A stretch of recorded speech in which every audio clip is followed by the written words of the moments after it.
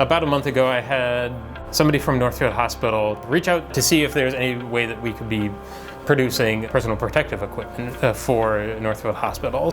This is exactly what we wanted this space to be used for, to try to do some innovative things that can help the community. The Makerspace was founded with the idea that we wanted to be able to let people kind of collaborate and work together on solving like hands-on physical problems in a way that your classes and things like that normally wouldn't.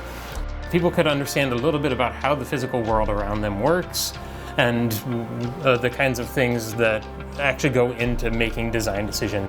We've been working on producing these face shields. They are 3D printed out of plastic, and they are pretty easy to wipe down and sterilize. Prints in about 20 minutes on the printer.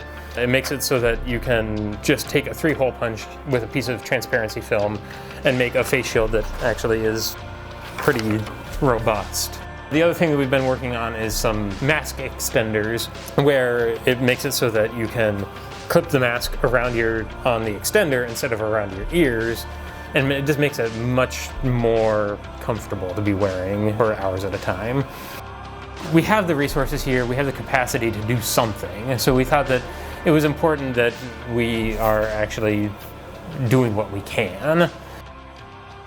Making is something that is fundamental to humanity. It's something that humans have always done. It's something that sets us apart from the rest of the animals on this world. It's something that we will continue to always do.